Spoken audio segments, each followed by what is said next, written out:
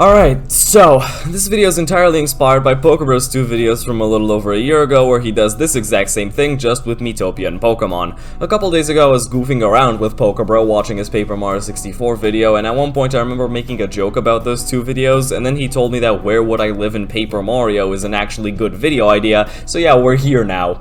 I think the title is quite self-explanatory here. I'm going to be taking one location from each game and then pin them against each other at the end to see the true best place to live in Paper Mario. Let's get started.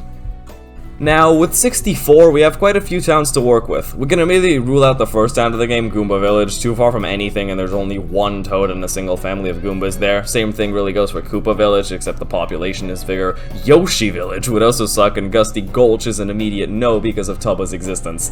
That only leaves us with 2 options, Toad Town and Shiver City.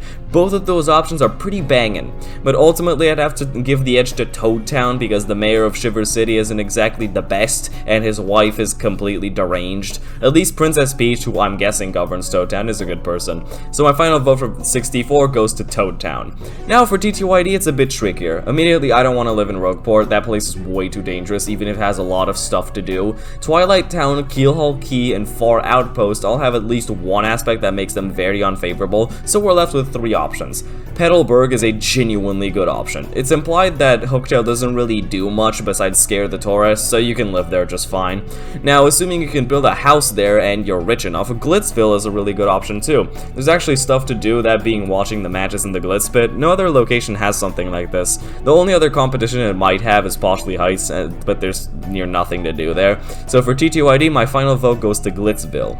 Now, it's time for a bit of a speed round with the next 3 games. Super doesn't have many towns, and the ones it does have aren't too favorable. The Land of the Cragnons is the biggest no I've ever given. Samur's Kingdom is also a no since it gets completely wiped during the story. I don't want to live in Francis's Castle either, and neither do I want to live in Hell. So the only 2 options left are Yold Town from Chapter 1 and Flipside and Flopside. So ultimately my vote goes to Flipside and Flopside. I'm lumping them together because there's no reason for me not to, they're just the same thing. Sticker Star and Color Splash have 1 town each, so we already know where we're living there, and that only leaves us with Origami King. This one was genuinely tricky because there are a lot of good locations in this game. First of all, I'm just gonna say that I don't want to live in this game's Toad Town. It gets fucking ravaged during the prologue, so that's a no from me.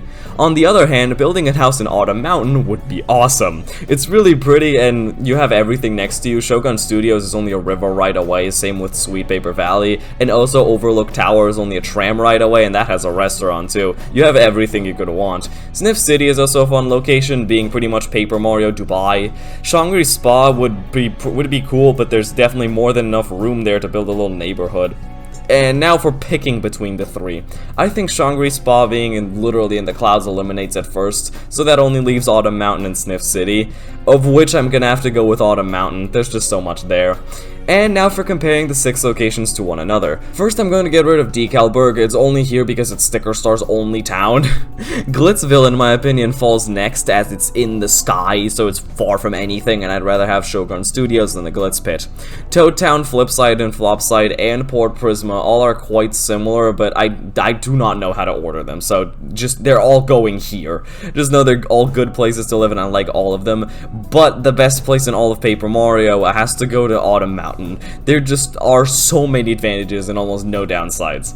Good job, Origami King. You have the best place to live in all of Paper Mario. Congrats. Anyway, that's all. Thanks for watching. Goodbye.